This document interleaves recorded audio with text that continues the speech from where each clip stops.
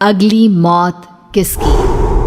संजीव अपने दोस्तों राघव और प्रतीक के साथ बियर बार में बैठकर बियर पी रहा था। संजीव आज बहुत खुश लग रहा था। अरे यार, आज की पार्टी में तो मजा आ गया।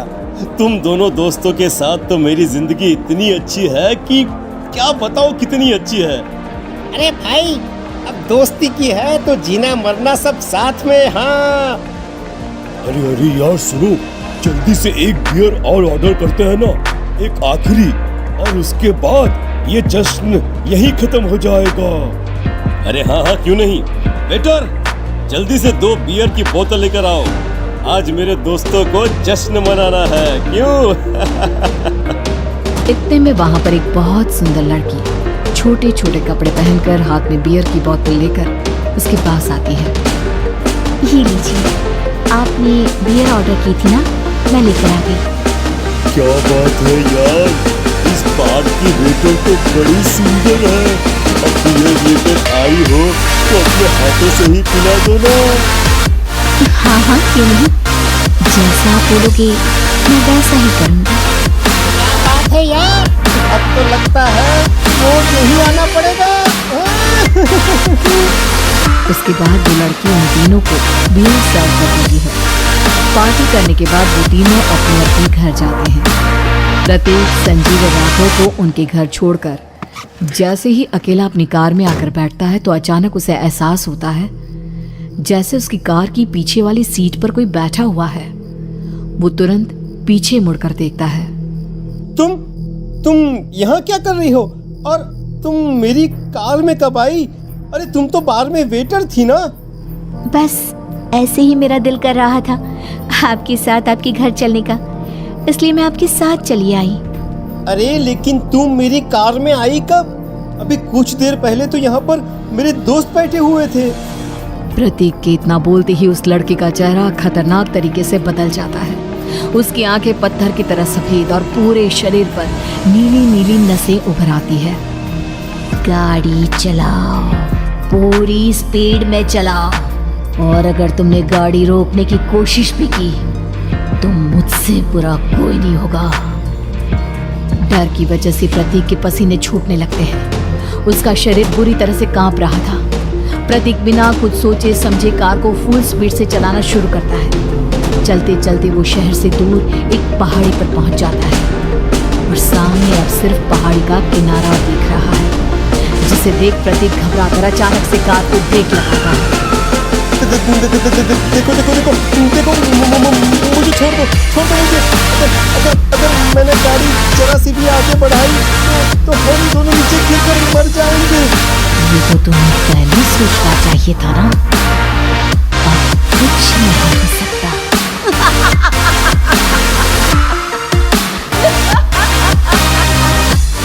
छोड़ दो मुझे। नहीं प्लीज मुझे छोड़ दो। प्लीज मुझे जाने दो। छोड़ दो मुझे। गाड़ी आगे बढ़ाओ। और तभी अचानक से बिना प्रतीक के स्टार्ट किए उनकी कार आगे बढ़ती है और गहरी खाई में गिर जाती है। उसके चीखने की आवाजें चारों तरफ सुनाई देती है।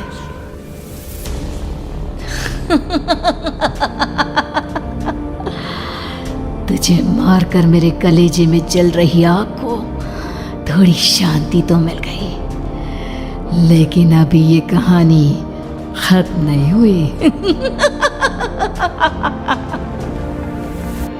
और फिर अगले दिन राघव और संजीव को पता चलता है कि प्रतीक की पहाड़ी से नीचे गिरकर मौत हो गई।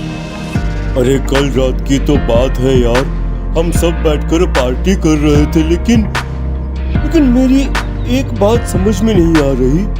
राघव शहर से इतना बाहर उस पहाड़ी पर इतनी रात को क्या करने गया था? यार वही सोचकर तो मैं भी परेशान हूँ। हम दोनों को छोड़ने के बाद तो वो सीधा अपने घर जाने वाला था, और वो आत्महत्या क्यों करेगा भाई? कल रात तक वो कितना खुश था, हमारे साथ सेलिब्रेट कर रहा था। हाँ, लेकिन पुलिस ने तो यही कहा है कि प्रतीक ने अपनी कार को जानबूझकर पहाड़ी से नीचे गिरा दिया और आत्महत्या कर ली। अरे यार संजीव, मेरी तो कुछ भी समझ में नहीं आ रहा है। चल ठीक है, अब मैं अपने घर जाता हूँ। Okay bye. राघव अपने घर में अकेला था। दोपहर का वक्त था। तभी दरवाजे की घंटी बजी। कौन है? अरे तुम रुको, अभी आता हूँ। राघव ने जैसे ही दरवाजा खोला उसने देखा कि सामने एक बहुत खूबसूरत लड़की खड़ी हुई है। कौन है आप और यहाँ किससे मिलने आई हैं? देखिए ना, बाहर बारिश शुरू हो गई थी, मेरी गाड़ी खराब हो गई है। आपका घर नजर आया तो सोचा कुछ हेल्प ले लेती हूँ। क्यों नहीं, आइए ना, आइए आइए। मेरे कपड़े पूरे भीग चुके हैं, क्या आपके पास टॉवल मिलेगा प्लीज? राघव अपने बाथरूम से एक टॉवल लाकर उस लड़की को देता है। थैंक यू सो मच, अब मैं चलती हूँ। अरे इतनी क्या जल्दी है? आप चाहे तो बारिश रुकने तक यहाँ पर रुक सकती हैं। हाँ। लड़की ने पलटकर राघव की तरफ देखा। नहीं, मुझे जाना होगा, मेरा काम बाकी है।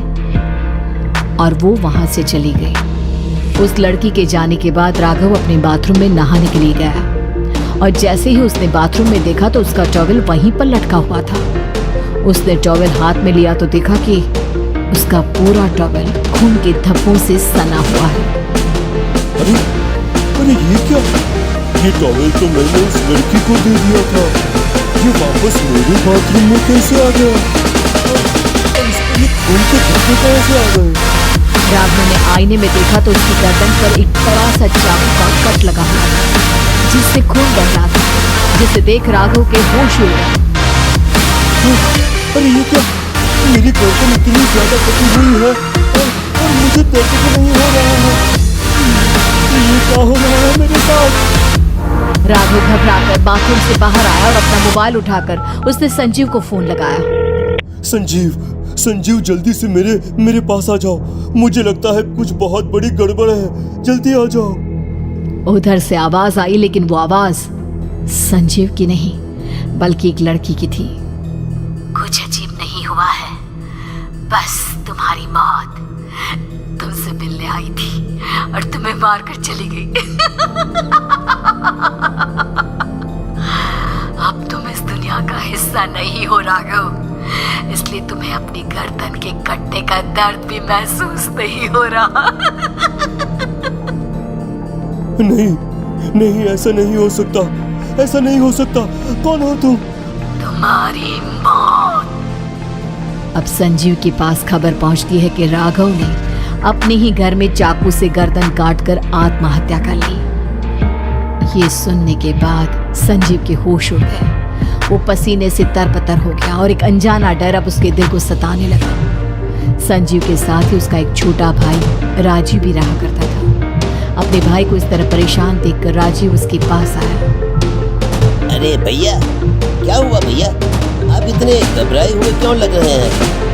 अधिकार राघव की मौत, मेरा मतलब मेरी कुछ समझ में नहीं आ रहा भाई। अचानक से मेरे दोनों दोस्तों ने आत्महत्या कर दी। अरे वो तो मेरी भी समझ में नहीं आ रहा है भैया। हाँ, हो सकता है कि कोई परेशानी होगी और इसीलिए उन्होंने ऐसा किया होगा। हाँ, लेकिन दोनों की जिंदगी में एक साथ परेशानी और दोनों का इतनी खतरनाक तरीके से आत्महत्या करना, कहीं ऐसा तो नहीं मैं भी मर जाऊंगा? अरे आप ऐसी बातें क्यों कर रहे हैं भैया? वैसे ही मैं इतना परेशान हूँ। जब से अंजलि ने मेरा साथ छोड़ा है तब से सब कुछ बहुत अजीब सा हो गया है। रोज रात को डरावने सपने आते हैं।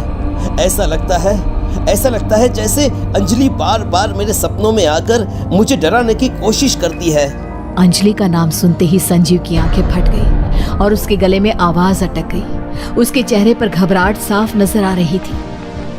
कौन थी वो लड़की जिसने प्रतीक और राघव को आत्महत्या की आड़ में मौत के घाट उतार दिया? और कौन थी अंजलि जो बार बार राजीव के सपनों में आकर उसे डरा रही थी? अंजलि का नाम सुनकर संजीव इतना घबरा क्यों गया? इन सवालों के जवाब जानने के लिए देखिए इस खतरनाक कहानी का अगला भाग।